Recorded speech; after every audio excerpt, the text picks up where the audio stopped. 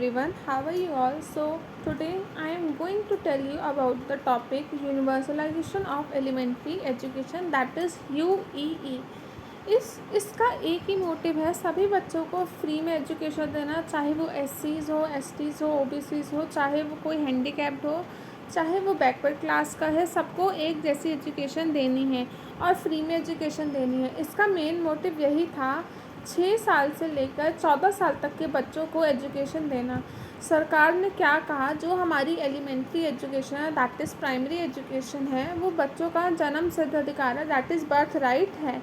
Education सबके लिए होनी चाहिए, कुछ एक बच्चे के लिए नहीं होनी चाहिए। इसमें कोई डिस्क्रिमिनेशन नहीं होना चाहिए, कोई भेदभाव नहीं होना चाहिए, सबके लिए होना चाहिए, चाहे वो कोई लड़का हो, चाहे वो कोई लड़की हो। ये जो होता है बच्चों का जो होता है एक बर्थ राइट होता है एलिमेंट्री एजुकेशन लेना। हमारे इंडियन कॉन्स्टिट्यूशन के अंदर, हमारे आर्टिकल्स के अंदर फ्री एजुकेशन की बात करी गई है, एलिमेंट्री एजुकेशन की बात करी गई है। Indian constitution to all citizen up to the age of 14। हमारे इंडियन कॉन्स्टिट्यूशन के अंदर बोला गया है कि 6 से लेकर 14 साल तक के बच्चों को जो है फ्री और कंपलसरी एजुकेशन दी जाए। अब यूनिवर्सलाइजेशन ऑफ एलिमेंट्री एजुकेशन में हमारे 3 पॉइंट्स आ जाता है, universalization of provision, universalization of enrolment and universalization of retention. Provision क्या है, स्कूल से रिलेटेड बात करी गई है इसके अंदर कि स्कूल का इंफ्रास्ट्रक्चर कैसा होना चाहिए, सब कुछ कैसा होना चाहिए, एनवायरनमेंट कैसा होना चाहिए। सेकेंड पॉइंट में एनरोलमेंट बोला गया कि एडमिशन जो है कैसे होने चाहिए, कैसे हुए, मतलब कि हर किसी को एडमिशन होना चाहिए। ये नहीं करना चाहिए कि एक को दिया जा रहा है दूसरे को नहीं दिया जा रहा है, ऐसा नहीं होना चाहिए।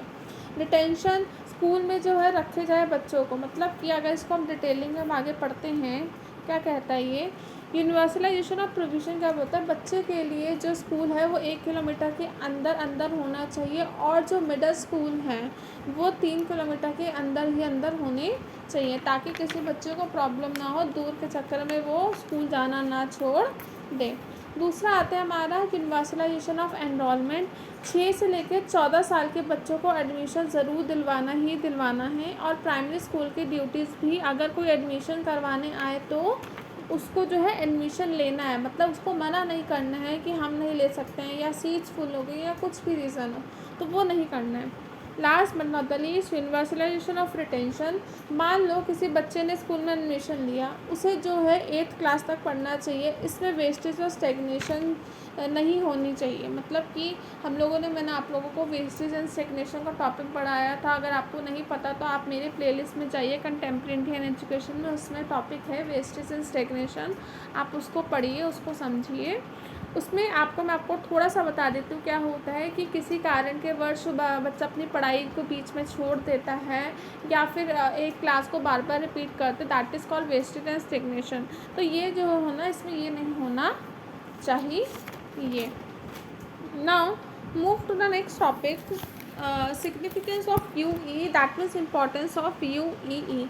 एजुकेशन जो हम जैसे जानते हैं बहुत ही ज़्यादा एक पावरफुल वेपन है, हथियार है, which you can see to change the world. Education में एक ऐसी पावर होती है जो एक वर्ल्ड के अंदर चेंज ला सकती है, इंसान के बिहेवियर के अंदर चेंज ला सकती है, आपके माइंड सेट को जो है चेंज कर सकती है। ये हम भली बात ही जानते हैं, पहले के टाइम पे एजुकेशन जो था इतना अच्छा नहीं था, तो लोगों के जो थे माइंड सेट थे बहुत ज़्यादा नैरो माइंडेड थे। बट जैसे जैसे एजुकेशन के अंदर इम्प्रूवमेंट आने लगी, लोग जो थे पढ़े लिखे होने लगे, तो उनको चीज़ समझ में आने लगे। जैसे कि पहले के टाइम पे क्या होता था, हम सब जानते हैं, गर्ल्स को जो था इतनी ज़्यादा इम्पोर्टेंस नहीं दी जाती थी एजुकेशन के फील्ड में।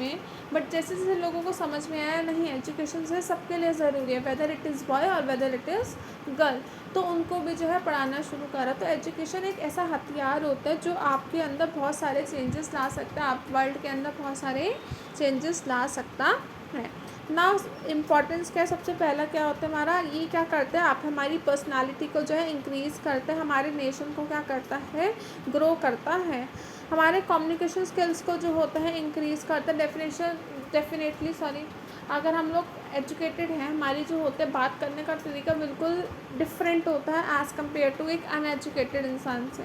हमारे अंदर लीडरशिप क्वालिटी इंक्रीज़ होती है, हमारे को पता चलता है कि हमारी ये क्या हमारे लिए चीज़ अच्छी है, क्या हमारे लिए बुरी है। हमारे अंदर बेसिक स्किल्स जो होती हैं अपग्रेड होती हैं, बढ़ती हैं। एजुकेशन जो होती है इम्पॉर्टेंट होती है पर्सनल भी, सोशल भी एंड इकोनॉमिक डेवलपमेंट पे भी। एजुकेशन क्या करती है, हमारे को जो है खुश रहना सिखाती है। हमारे को जो है education is important to live with happiness and prosperity. एक बिल्कुल कहते हैं ना, बिल्कुल आदर सम्मान के साथ रहना सिखाती है। अगर इसकी इम्पोर्टेंस है तो इसकी कुछ प्रॉब्लम्स भी हैं, जैसे कि प्रॉब्लम्स क्या है, प्रॉब्लम्स ऑफ फाइनेंस की जो है फाइनेंस की प्रॉब्लम उठाता है, पॉपुलेशन एक्सप्लोजन की उठाता है, प्रायोरिटीज़ की उठाता है, इलिटरेट पेरेंट्स होते हैं उनकी वजह से होता है, प्रॉब्लम्स इन गर्ल एजुकेशन में होता है, पॉवर्टी गरीबी में होता है, स्टैग्नेशन एंड वेस्टेज ही होती है इसकी प्रॉब्लम है। Last, absence of qualified teachers मैंने आपको पहले भी बोला है, हर एक टॉपिक में इसकी बात करी जाती है। टीचर का रोल जो होता है सबसे ज़्यादा इम्पॉर्टेंट होता है। आपने देखा होगा, मैंने आप लोगों को लास्ट टॉपिक्स भी बताए थे, वेस्टेज एंड स्टैग्नेशन बताया था मैंने आपको, या सर्व शिक्षा अभियान बताया था मैंने आपको। तो उसमें भी क्या था, टीचर्स का रोल को जो है बहुत ज़्यादा इम्पोर्टेंस दी गई है। तो अगर आपके पास एक क्वालिफाइड टीचर ही नहीं होगी तो आपको जो है एजुकेशन नहीं मिल पाएगी जिस प्रॉपर तरीके से, जिस तरीके से आपको मिलनी चाहिए। अब major for the achievement of goals of UE, सबसे पहले एजुकेटिंग द इलिटरेट पेरेंट्स। हमारे को क्या करना चाहिए, जितने भी अनपढ़ पेरेंट्स हैं जिनके पास शिक्षा नहीं है उनको शिक्षा देनी चाहिए, अपने फंड्स को इंक्रीज़ करना चाहिए। हमारे को जो है स्कूल जो ड्रेसेस को फ्री में प्रोवाइड करना चाहिए ताकि जो लोग अफोर्डेबल नहीं है वो अफोर्ड कर सकें। हमारे को जो है जितना भी रीडिंग और राइटिंग मटेरियल्स हैं जैसे बुक्स हैं उनको जो है फ्री में देना चाहिए ताकि लोगों के ऊपर ओवर बर्डन ना हो पैसों का और वो अपने बच्चों को ऐसा आराम से स्कूल भेज सकें।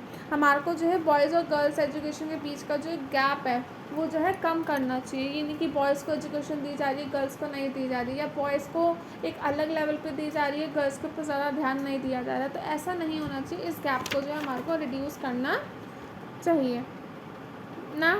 Next point, provision of mid day meal. Mid day meal क्या होता है आपका, इसका मैं एक डिटेल में एक वीडियो ज़रूर बनाऊंगी, बट अभी मैं आपको एक उसमें बता देती हूँ शॉर्ट में क्या होता है। मिड डे मील का मतलब होता है, जैसे कि पहले के टाइम पे क्या होता था, लोगों के पास खाना नहीं होता था या उनके पास कमी होती थी तो वो अपने बच्चों को जो है नहीं भेज पाते थे स्कूल कि हम बच्चों को क्या देंगे खाने के लिए, क्या नहीं देंगे।